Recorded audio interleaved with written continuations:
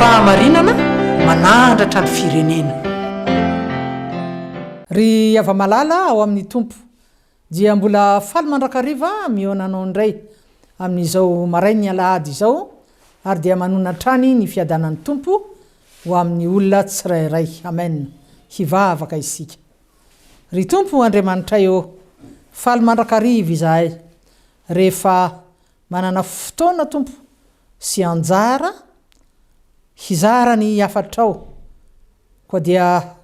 matoky izay efa ny fangatana ny famelan-keloka dia efa voarainao ary mangataka hatrany ihany koa ny fiasan'ny fanainao masina ry tompo anendry ny lelan'ny mpanomponao ametraka ny teny eo ambavany ary dia mitenena Jehova fa vonina iaino izay amin'ny anaran'i Jesosy Kristy tompo. Amen. Ry ava-malala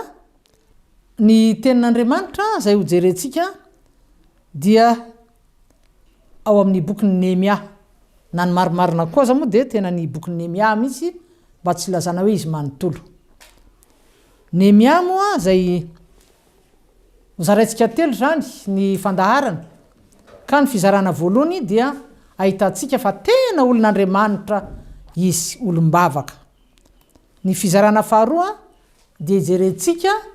ny fomba fiasany tamin'izany maha olon'Andriamanitra azy izany. Ary ny fizarana fahatelo ry havana dia hijerena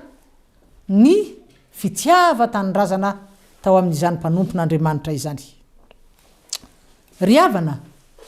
eto mpanomboana aloha dia ataondray mijery ary ho fitinina ny bokin'ny Nehemia voasoratra moa tamin'ny taona 1970 talohan'i Jesosy Kristy zany. Ary mirakitra ny tantaran'ny Jiosy. Jiosy ray atao hoe Nehemia moa zany babo tany Persia izy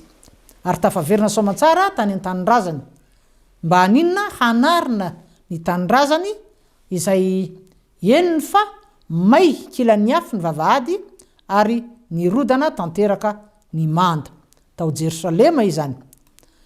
Raha izay ampahany kely izay fotsiny aza ry ava-malala no lazaintsika moa tsy mampahatsiaro ny zava ny tranga sy nampalahelo izay niseho ihany koa teto an-tanindrazantsika teto an-drenivohitra dia ninona ho ianao namay sy nalevon'ny afo ny rovany manjaka miadana raha tsy diso ny fitadinay dia tamin'ny alin'ny volana Novambra 577. Marina tokoa fa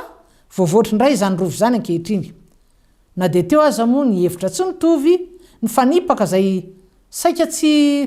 ny fanarahana mihitsy niteraka ny ambara amin'ny teny frantsay hoe polémique izay nampifandrafy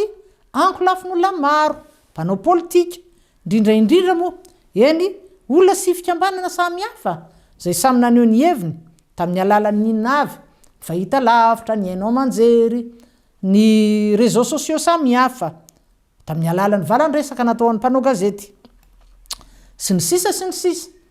fa isorantsika ny fitondram-panjakana ankehitriny moa ny amin'ny fanarenana nataony ny rova ary tena isorantsika ankalazantsika n'Andriamanitra zany ry havana satria izy reriany no mendrika omemboninahitra amin'ny zavatra rehetra dia ilay Andriamanitra velona Andriamanitra Abrahama sy Isaka ary Jakoba Andriamanitra rain'i Jesosy Kristy Andriamanitra Nehemia izay dinintsika moa zany amin'ity alahady maraina ity ny tantarany. Fa eto zany ry havana dia tiantsika sahady aloha ny hisarika ny sain'ny vahoaka malagasy tsy ankanavaka indrindra moa isika izay mpiombona amin'izao fandarana izao amin'reto zavatra vitsivitsy izay heverina fa mafonja ireto. Voalohany tena mitovitovy ny fitrangany tantara zany voarakitra atao amin'ny bokin'ny Nehemia sy ny tantarantsika malagasy. Ahoana moa zany? Nisy nandoro ny vavahady ny tanànan'i Jerosalema izay tena sarobidy be ho an'ny Jiosy ary niteraka alahelo ka tena nampitomany ny Nehemia araka ny hitantsika vakitsika nge amin'ny anaran'ny tompo ao amin'ny toko voalohany eo amin'ny 14 eo amin'ny anaran'ny tompo. Ary rehefa nandray izany teny zany aho dia nipetraka nitomany sady niferina inandro maro ary ny fadianina sy ny vavaka teo anatrehan'Andriamanitra ny lanitra. Eny fa na dia tany ampahababona azy Nehemia eny fa na dia lehilahy lehibe aza dia tena latsadranomaso ary satria moa mpitondra-kapoakan'ny mpanjaka no anjara asany tany a dia hitan'ny mpanjaka izany ala elony izany ka rehefa may kila ho toton'ny afo koa ny rovan'ny manjaka miadana dia tsy vitsy koa ry havana ireo malagasy na alahelo kivy a very-hevitra na ny teto an-tanyrazana izany na ny tany ivelan'ny Madagasikara, tany Europa, tany Frantsa, Allemagne, Suisse, Angleterre sy ny sisa, tany Etazonia ihany koa ary na ny tenanay aza moa ry havana dia mba nahasoratra ihany koa tononkalo ho fanehoana ihany zany fihetsem-po izany ary navoaka tamin'ny gazety moa izany tamin'ny fotoanandro saingy ialana tsiny fa teny vahiny tamin'ny teny frantsay nanoratana azy ny antony dia satria tamin'ny fotoanandro zany dia ny fanerasera maharitra tamin'ny zanabazaha moa ny tena missionnaire frantsay ary ny fianarana natao ihany koa dia tamin'ny teny frantsay mbola andro ny fanjanahantany moa izany ry havana efa elabe dia elabe faharoa rehefa nare izany vaovao zay tena nampitanondrika azy zany Nehemia dia fantatsika ny nataony voalohany tsy hoe nividy gazety izy ny ampitso hafantarana bebe koa ny amin'ny vaovao mety tsy nisy gazety koa moa tamin'izany ary mety tsy mbola nisy fahita lavitra koa ka hoe andeha hijery fahita lavitra na eno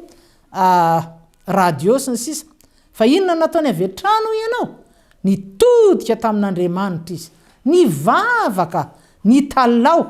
ny fona ho an'ny mpiray tanin-drazana taminy zay mbola naniratsira niodina tamin'i Jehovah'Andriamanitra lasa nanompo Andriamanitra hafa nanao tsinotsinona ny didin'Andriamanitra apetraka Jehovah'Andriamanitra anyko sy aminao ny fantaniana ry havana isika koa ve indrindra isika fiangonana kristianina isika mpianakavy ny finoana mpiombona amin'ity fandaharana ity isika koa ve rehefa teraka somatsara moa tamin'izany taona 570 zany efa lehibe azy mba nitodika tamin'Andriamanitra tamin'ny alina iny indrindra isika zay mipetraka amin'ny toerana avoka nahatazana ny fidedadedan'ny afo nandoro ny rova sa inona ny nataoko inona ny nataonao la mba nahatsiaro an'Andriamanitra ve sa sanatria nanao anankampo hoe na tena navoaka ny vava mihitsy hoe asa nanozona lay olona zay nandoro ny rova navondron'olona navitsy zany eloka be vava izany sa sanatria koa ny ikotroka valifaty tao amponao tao na iza moa ny mahafantatra na lasa mihitsy hoe tsy maintsy hitako ny olona na ny fianakaviana nanao an'izao ka dia tsy maintsy hamaly faty sy ny sisa sa naninona isika ry havana raha tsy mba nahatsiaro isika nitodika tamin'Andriamanitra dia fadisoana moa izany indrindra isika mpanompon'Andriamanitra asa mpitandrina mpitoro filazantsara mpampianatra sekolelady diakona mpiandry sy ny sisa tena tsy nahavita zay tokony ho natao isika ary eo anatren'izao tenin'Andriamanitra banjintsika izao zay soratra masina moa zany mampahafantatra na mampahatsiaro fa ny vavaka ny firesana amin'Andriamanitra ny fitalaona aminy ny fisaorana azy ihany koa araka ny voasoratry ny apôstôly Paoly fa ao izy ao amin'ny epistily nosoratany ao misaora amin'ny zavatra rehetra ho izy fa izany no sitrapon'Andriamanitra ao amin'ny Kristy Jesosy ho anareo eny ry ava-malala ao amin'ny tompo raha tsy mba nahalala nitodika avetrany tamin'Andriamanitra isika tamin'ireny fotoana ireny tamin'ny alina na mainy rova iny dia mila mifona isika ankehitriny azaverina hoe amin'izao ve dia mbola tokony hifona eny ry havana araka ny teny vahiny hoe mieux vaut tard que jamais mila miaiky fa tsy nanao zay tokony ho natao ary asa mety nanao zavatra hafa tsy nanome voninahitra an'Andriamanitra sao sanatria tsy fantatra hoe araka izany hoe nikotrika valifaty asa iza moa ny mahalala ary fantatsika ihany koa fa ny atao hoe mibebaka ranomarina dia indray mandeha eo amin'ny fiainana fa mifona kosa dia tsy maintsy atao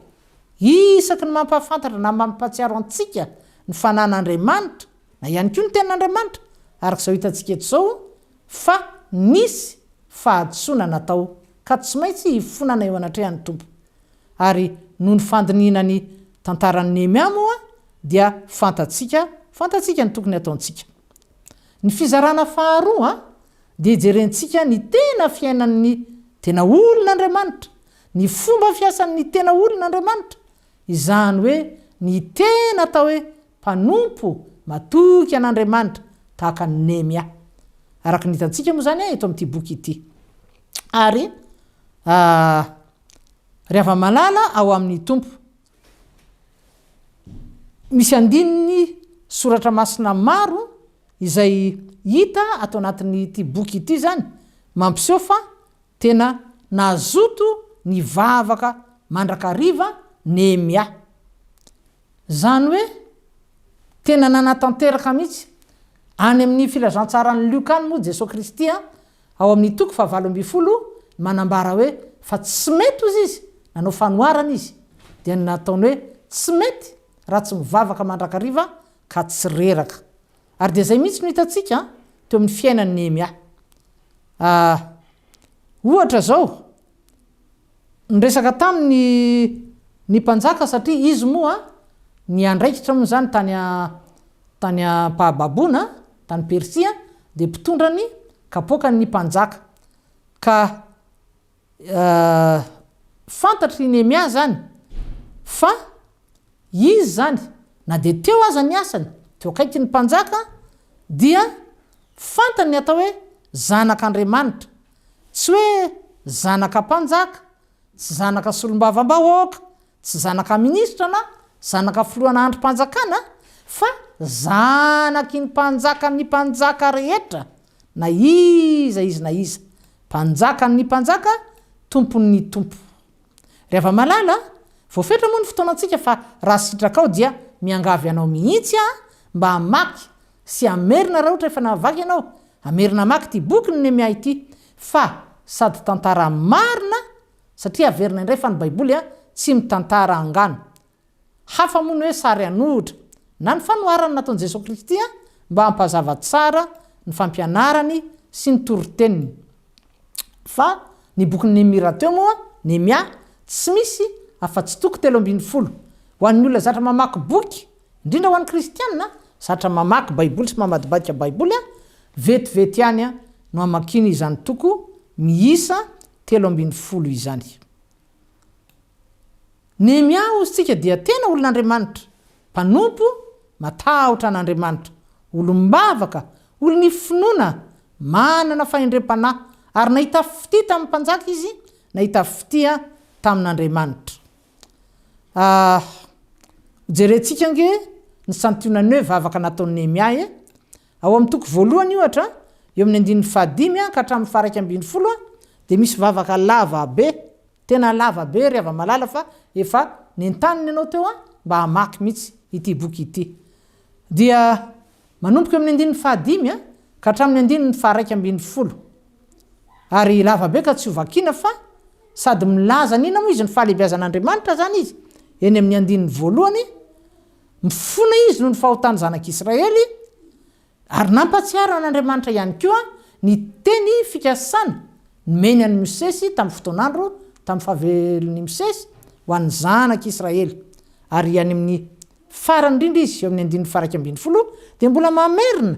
taraina hoe vakitsika eo amin'ny anaran'ny tompo koa mitaraina aminao ary Jehovah miaino ny fivavaky ny mpanomponao sy ny fivavaky ny mpanomponao rehetra zay faly amin'ny fatahorana ny anaranao ary hambinina ny mpanomponao anio ary aoka azo famirampo eo masony io lehilahy io aho fa mpitondra kapoaka ny mpanjaka aho. Zany ry havana, zany hoe ahita fity ahita eo masony mpanjaka ny Persia. Dia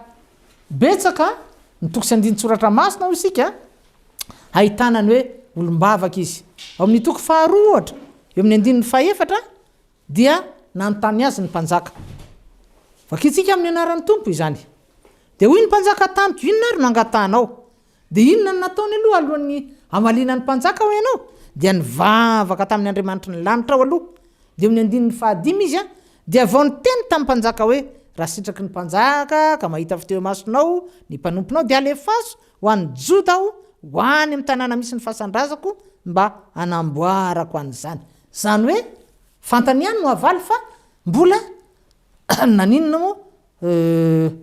nangataka avy hatrany koa izy zany. Zay zany nitarihan'ny fanahy masina efa nivavaka izy hoe mba ho afaka andeha avy hatrany any amin'ny tanàna ny tanindrazany hanamboatra ny rava. Dia toy izany hatrany ry havana ao amin'ny toko fahatelo koa ohatra eo amin'ny andininy fahaenina amby telopolo dia zao ny vakiny amin'ny anaran'ny tompo. Miainory Andriamanitra eo fa atao tsinotsinony izahay atsingereny eo andohany ihany ny latsa ataony andohan'ny fahavalo zany ary aoka ho babo any amin'ny tany izay ahababo azy izy. Andiny fafito amby telopolo aza manarona ny sielony ary aza vonoina tsy ho eo anatrehanao ny fahotany fa efa nampahatezitra anao teo anatrehan'ireo mandrafy izy. Zany hoe eto zany ry havana hitantsika moa zany amin'ny andininy fahatelo amby telopolo ny fahavalo moa zany dia le hoe Sanbala dia nisy ihany koa le Tobia dia tezitra moa izy ireo sady sosotra dia nomezany ny jiosy dia niteny teo anatrehan'ny nama sy miaramilan'ny Samaria izy hoe inona nataon'ireo jiosy osa ireo haleo tena ve ireo havony zavatra atao fanatitra va ireo atsangana indray andro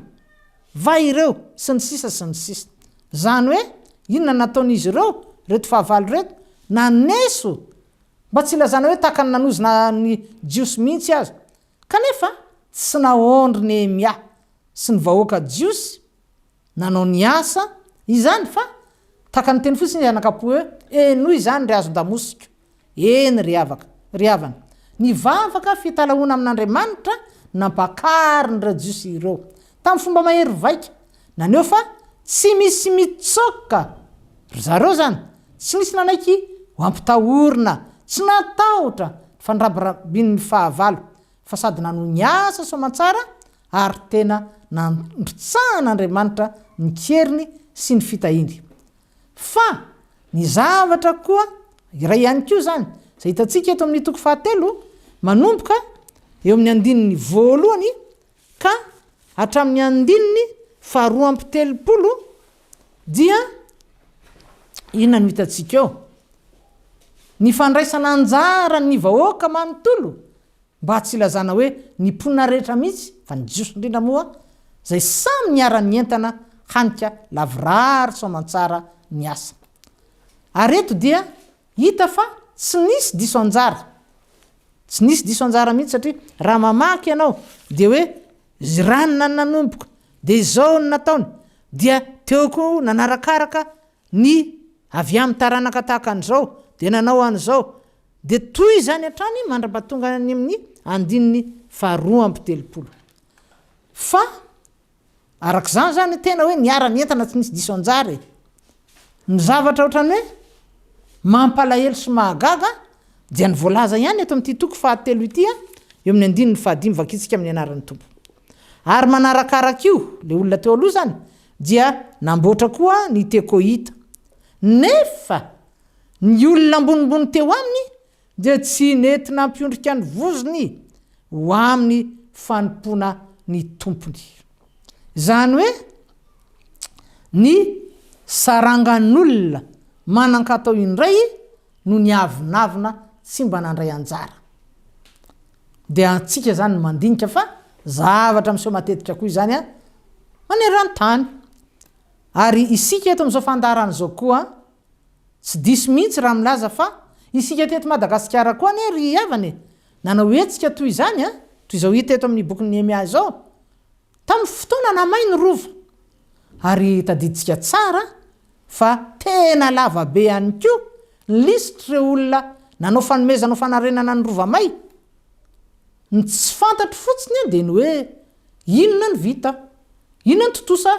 tamin'ireo vola vao angona asa nafantatrareo fa raha ny tenako manokana tsy nahare vaovao intsony raha tsy hoe tamin'izao fitondrana izao no naninona moa zany naetsika indray natomboka indray ny fanarenana ny rova. Ny fizarana fahatelo farany ry havana dia hita teo amin'inona fitiavan'ny Nehemia ny tanindrazana ary indrindra koa ireo jiosy mpiray tanindrazana taminy sy ny fomba azo tsapahitanana fa tena olo ny fitiavana marina Nehemia tena tiany mpiray tanindrazana taminy ary ny mahaolon'Andriamanitra ny Nehemia dia tena ny fanindrotra tamin'izany fitiavany ny mpiray tanindrazana tamin'izany ary angavitan'izany ihany ry havana fa aty ary indrina aty dia voalaza fa Nehemia na dia nisy tompontsoa samihafa azy zay tena tokony sitrahany dia tsy niraisiny izany tsy nampiasainy ho azy zany tsy hoe sanatria halatra na fangalarana fa voatokana ho azy mihitsy kanefa tsy mba nalainy fa dia mbola nozarainy tamin'ny jiosy namany ihany tena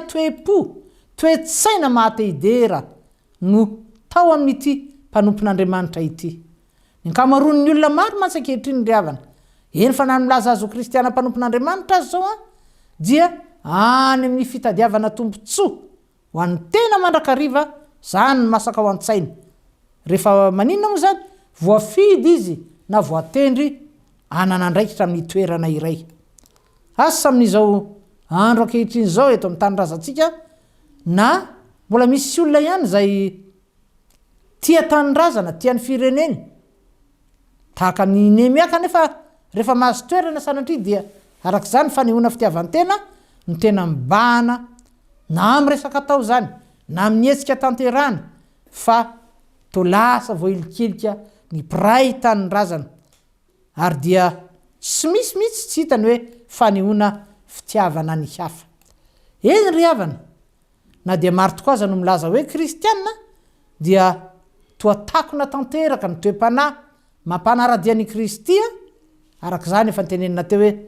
tsy mba misy fitsinjovana manokana ny vahoaka an'Andriamanitra ataony inona moa Jesosy Kristy moa rehefa nilaza dia hoe mpiandro ozy izy mpiandro ny ondrin'Andriamanitra fa ahoana ozy izy mpikarama ozy izy ary toy izany tokoa mpikarama ny toa amin'ny tomboisa ka dia anjarako sy anjaranao ny mieritreritra mazava nefa rehefa malala ny valiteny nomeny tompo nomeny an'ilay fariseo ny amin'ny didy lehibe indrindra tadidinao angamy ahoanao izy tiava an Jehovah Andriamanitra ao amin'ny fonao rehetra sainao rehetra ny fanahinao rehetra ary ny herinao rehetra ary ny faro zay tahaka azy ihany ozy dia hoe tiava ny namanao tahaka ny tenanao fitiavana ny namana io zany tsy ilay namana hoe azafady amin'ny teny frantsay hoe amina camarade fa hoe ny hafa ny olo-kafa ankoatry ny tena dia tokony ho tiavana tahaka ny tena ihany koa ry havana tena tao amin'ny Nehemia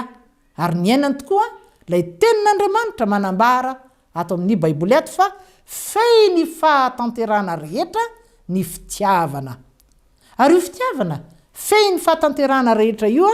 dia io tokoa moa io ny tena hafantarana ny maha-kristianina ny olona io ny tena anahafantsika an'izy any Kristy ary Kristy moa Andriamanitra zay nontsika sy vavantsika ary mbola io fitiavana fey ny fahatanterana io ihany koa nanosika ny apôstôly Paoly iteny ao amin'ny Korintianina voalohany 7:20 eo amin'ny andininy voalohany maromaro hoe ahoana izy amin'ny anaran'ny tompo na dia miteny amin'ny fitenin'ny olona sy ny anjely aza ozy izy kanefa tsy manana fitiavana dia tonga varahina maneno sy kipantsona mikarantsana ao andiny faharoa ary na dia manana faminaniana azaho ka mahalala ny zava-miafina rehetra sady manana ny fahalalana rehetra ary na dia manana ny fona rehetra zaho ka mahafindra tendrombohitra kanefa tsy manana fitiavana dia tsinotsinonao sy ny sisa dia toizany moa izany ary mbola io fitiavana io ihany fey ny fahatanterana rehetra ry havana no nanosika an'Andriamanitra hampidina ny zanan'ilay tokana amonjy atsika ary mbola io fitiavana fey ny fahatanterana io ihany koa no nahatonga ny Jesosy Kristy anaiky ombona teo amin'ny hazo fijaliana fa raha tsy nanaiky teo izy dia ino moa fa dia tsy misy ny raisina isika menakavo fa dia nivarina tany amin'ny elo avokoa ry havana olo-pirenena tahaka ny Nehemia